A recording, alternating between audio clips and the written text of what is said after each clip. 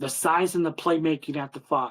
We know Domantas Sabonis remains a high-impact two-way post presence. The rebounding, the passing, the finishing. He is a safe anchor there at the 5. The weaknesses, the athleticism and the defense, especially on the perimeter. Still, the perimeter defense, I don't think Scott Perry and the Kings have solved that issue. Because if your older players slow down or the lack of the quickness, because you got Schroder who's older, DeRozan's not getting any younger, Levine not getting any younger. Two of those guys are not great defenders, to say the least. And the Sacramento Kings, they may struggle to defend faster guards this season. And the matchups just in the Western Conference will expose the defensive lapses of the Sacramento Kings.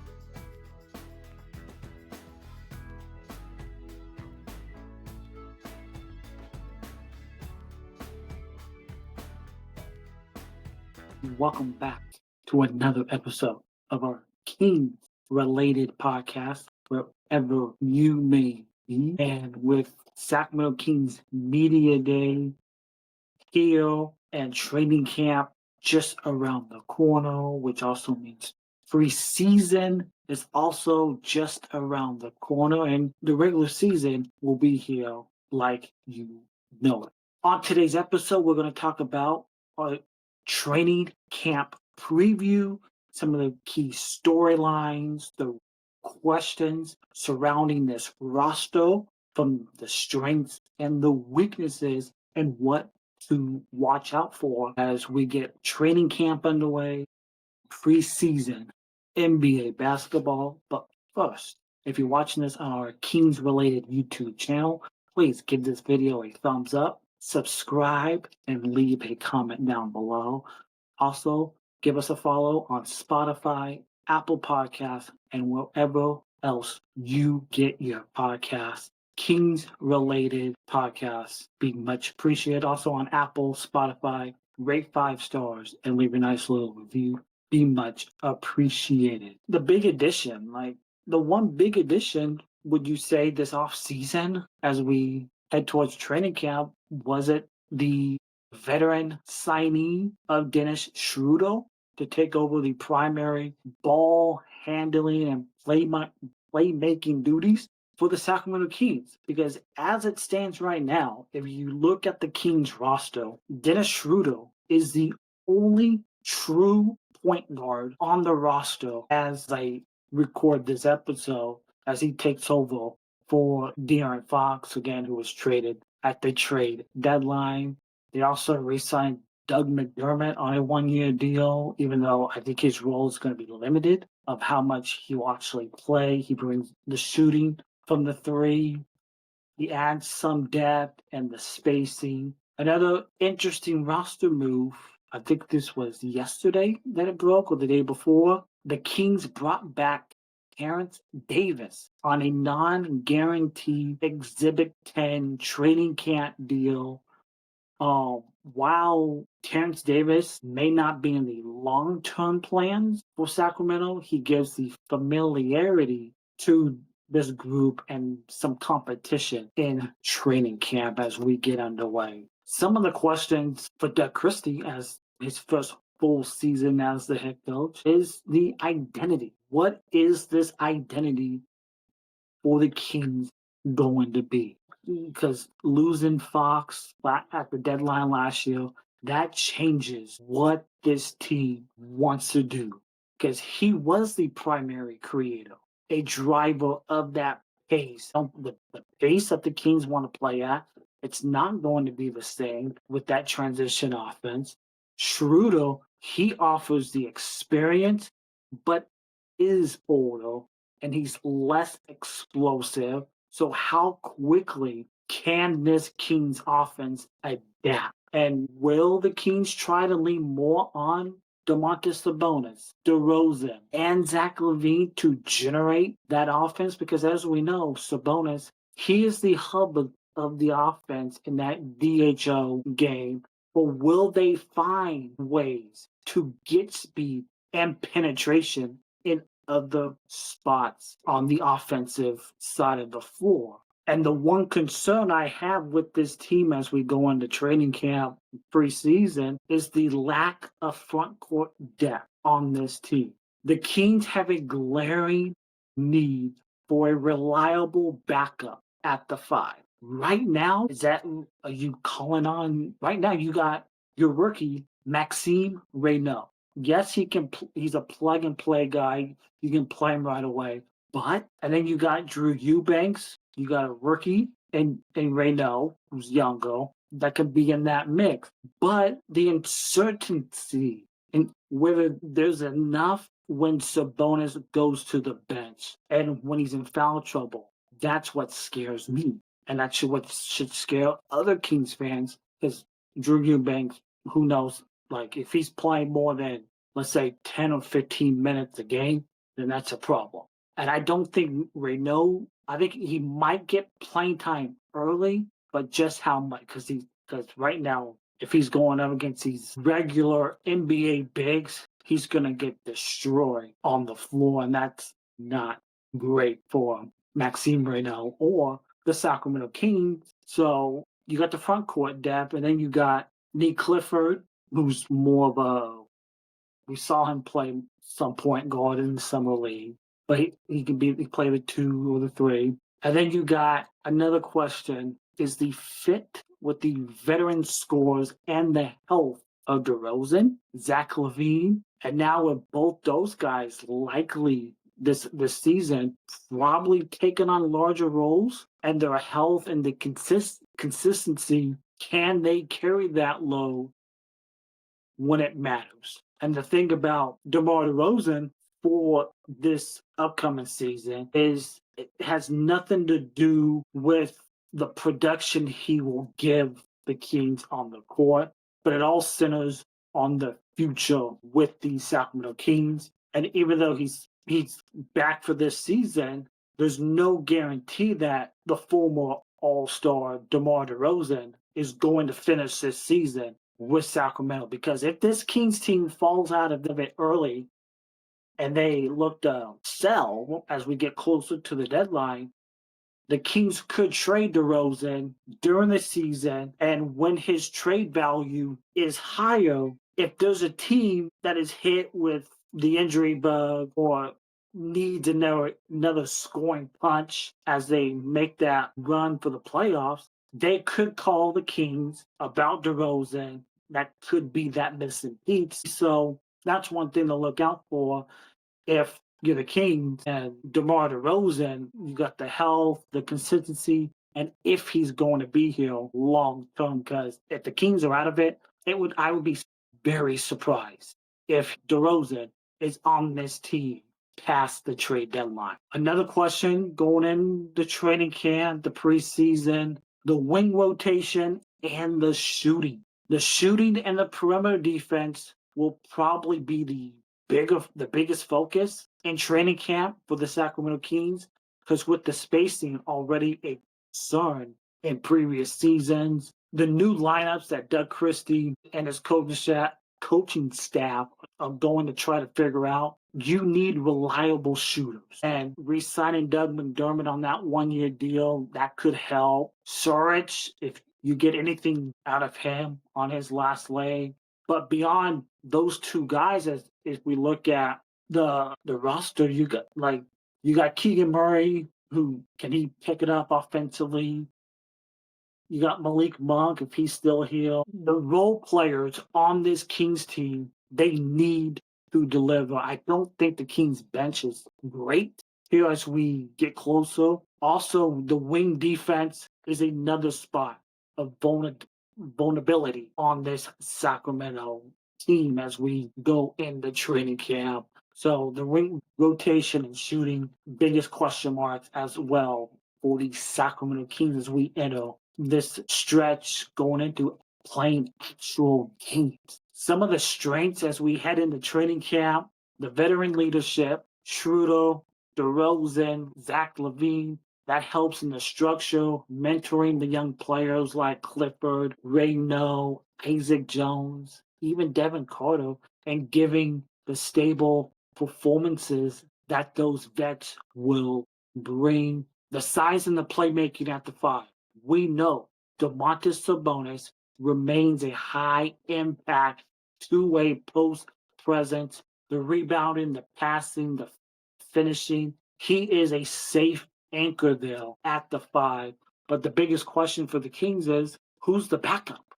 Because right now, who's playing those minutes when Sabonis goes to the bench? Because I do believe Maxime Reynaud's going to get some time here early in the season, but how much? And you got Drew Eubanks. So we'll see how Doug Christie and his staff figure out the backup minutes for Sabonis. The floor spacing potential. If Doug McDermott and others off that bench, if they hit their outside shots combined with DeMar DeRozan's mid-range game, the president of the Midi Committee, Zach LaVine's scoring punch, Sacramento, they have the ingredients for better spacing than last year in certain lineups, but a lot of that all depends if your role players are hitting their outside shots and not missing.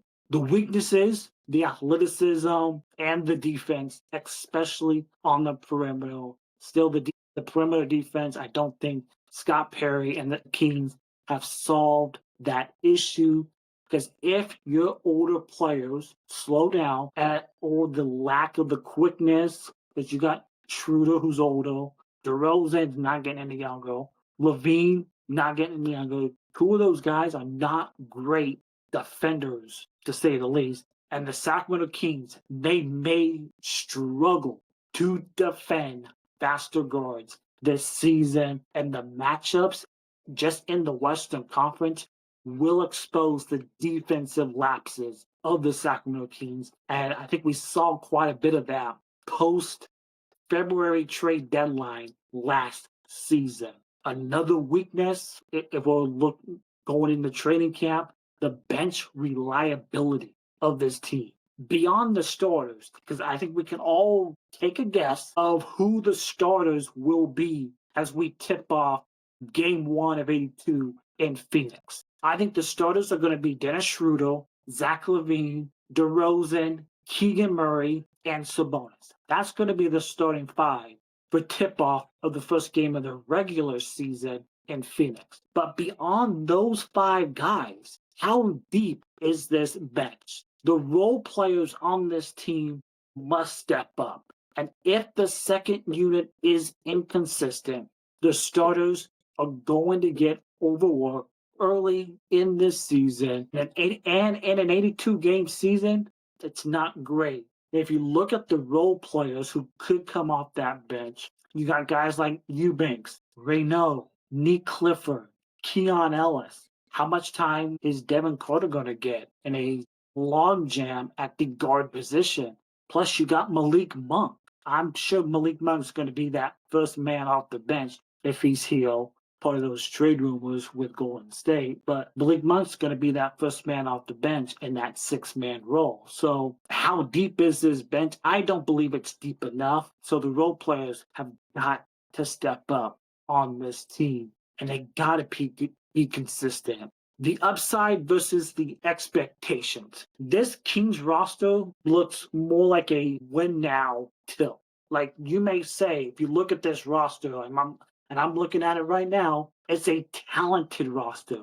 But how talented is this roster, to say the least, if everything goes right? Because if you got a roster that tilts through that win now, that raises the expectations. And if the Kings don't start well, and we've all seen the Kings schedule, it is absolutely brutal to start the year. If they don't start well, they can bury themselves before we even hit the month of December. And the criticism will hit fast, because that's when you start hearing things about possible trades and more playing time for the young players like Clifford, Reynaud, Isaac Jones, Devin Carter, to say the least. Even maybe your two-way guys, Dylan Cardwell, who I think will spend most of the time in Stockton. Training camp will be critical for setting the tone and the buy-in, to get the buy-in from this team and to identify the identity that Doug Christie wants for this team. If it's anything what we saw in the Vegas Summer League, if they could buy into that, could be something to watch this upcoming season. What do we watch for in training camp and the preseason games when they come? Who emerges alongside Dennis Schroder in that guard rotation? Because right now he is the only true point guard on this team. Who will be the backup point guard? Will it be Nick Clifford? Because we saw Clifford run the point in the Vegas Summer League, handling the basketball. And how reliable is the second unit with the floor leadership when Schroder is on the bench getting his rest? The matchups to watch. Sabonis. How is Sabonis's backups performing in scrimmages, and how will the lineups handle the defensive assignments, the switching, the pick and rolls? The integration of Zach LaVine and DeMar DeRozan, do they complement each other well? The first full season with both of them here in Sacramento. How are they used in the pick and roll, the isolations, or the secondary creation with Doug Christie's offense that he's trying to implement as the first year head coach here in Sacramento? The young players, the progress of those young players. Keegan Murray, Maxime Reynaud, Isaac Jones, Nick Clifford, their growth in training camp, preseason, and through the regular season could determine how much breathing room that the front office has to make for further moves. Because I believe right now Reynaud and Clifford are plug and play guys. I believe they will play immediately when we tip off the regular season. But how much time?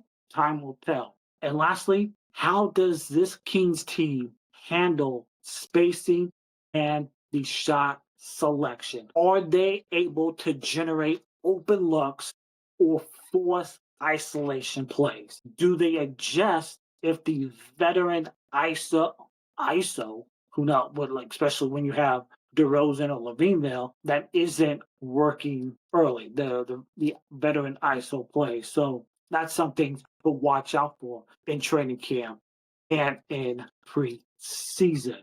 Some of the predictions and the outlook before we hit training camp, I expect the Sacramento Kings will come out of their training camp with a starting five, like I said earlier, of Dennis Schroder, Zach LaVine, DeRozan, Keegan Murray, and Sabonis. I believe that will be your starting five when we tip it off down in Phoenix against the Phoenix Suns. What are the biggest battles going to be for the Kings? Because the biggest battles on this Kings team are the 6th through the 10th man role on this team, especially that wing depth, the backup big minutes. Who's going to get that behind Sabonis? And the two-way, the Exhibit 10 contracts. Those are the biggest battles that Doug Christie and his staff are going to have to figure out. That six man role. And I can almost guarantee you this: Malik Monk will be that 6-man role. But who will be those other guys in the 7 through 10 man roles? That's a battle to look out for in training camp and in these preseason games. And if things go right in the Kings training camp, you got the good chemistry, you got the players buying in to the identity that Doug Christie wants to have with the consistent performances, and hopefully nobody is injured in training camp or in the preseason. The Kings, I know a lot of people are expecting a lot from this team this year, especially because the Western Conference is so brutal. And I know there's a lot of people that thinks that this could be a bottom 4 team in the West this year. But, like, if this team is healthy, they could be a play-in team. But if they bury themselves early, like I said, if they bury themselves, this season could go from good to bad just like that if they don't get off to a good start. That's something to watch out for. If they can have a good training camp, you get the buy-in from the players, the chemistry is there, because if not, they might be fighting just to stay near 500 this season or below, especially again in this brutal Western Conference this upcoming season. Again, the projected starting lineup for this Kings team: Dennis Schroder, he brings the playmaking that they desperately needed this offseason. He brings some defense and the veteran control. Zach LaVine, the primary perimeter scorer on this team, the shooting threat, the secondary creator. You got DeRozan, you know what he'll bring in that mid-range game. Keegan Murray, the versatile 3-and-D, um, and maybe number two option on the Kings team. But can Keegan Murray, can he elevate his game from the offensive side of the floor? And we know Sabonis is the offensive hub for Sacramento. Great rebounder, playmaker, and the engine of that half court offense for the Sacramento Kings. And then you got the main bench rotation. Malik Monk, of course, Malik Monk's going to be that six man, that instant offense and energy off the bench. And most likely in those closing lineups in some games in the replace of Dennis Schroder. You got Doug McDermott, floor spacer off the bench. He used to stretch the opposing defenses and those small ball units. Drew Eubanks, a traditional backup five, physical presence, really good at setting screens. See how much he plays. Keon Ellis, the best defender on this team, really came on offensively last season. Clifford, I think you'll see Clifford and a lot of maybe handling the ball, maybe like we saw in the Vegas Summer League. So we'll see how Clifford does in regular season action, especially here in the preseason. Isaac Jones, I want to see some Isaac Jones. We may not see Isaac early in the season, but maybe if the Kings fall out, we see him more as the season goes on. And then Maxime Renault, does he get playing time right away in Doug Christie's rotation as the backup big behind Domantas Sabonis? We will see.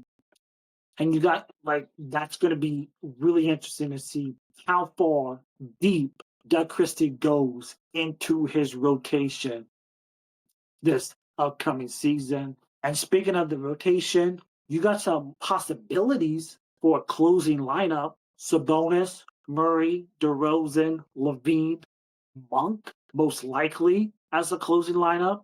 But then you can swap Schroeder in for Monk for defense and that steady point guard play. And then the training camp battles to watch: the backup big, Drew Eubanks, Dario Saric, Maxime Renault, some backup wing defense, Keon Ellis, Terrence Davis. I think he'll maybe spend more time in the G League with the Stockton Kings. And then you got the guard minutes behind Schroeder, LaVine, and Monk to watch out for those minutes behind those three guys. So, again, a perfect 10-man rotation for Doug Christie are your five starters. And if you can do Malik Monk, Keon Ellis, maybe split between Eubanks and Renault at times. And then you got Nick Clifford. Give him some steady minutes, maybe 10 to 15 minutes early on in the season. So we shall see. Let me know in the comments down below. What are you watching for as we get closer to the regular season? What do you want to see when the preseason tips off for the Sacramento Kings? Let me know in the comments down below. And, how does Doug Christie, before we get out of here, how does Doug Christie distribute the minutes of his core guys? Are you going to get Sabonis playing close to 30 plus minutes a game? Keegan Murray, 30 plus minutes? But I'm telling you this right now. Keon Ellis should be playing more than 20 minutes this season on the Sacramento Kings. There's no way that Keon should be playing less than 20 at all this season. So that's my one gripe. I just hope Keon Ellis plays more than 20 minutes a night this season. My key takeaways for this training camp preview.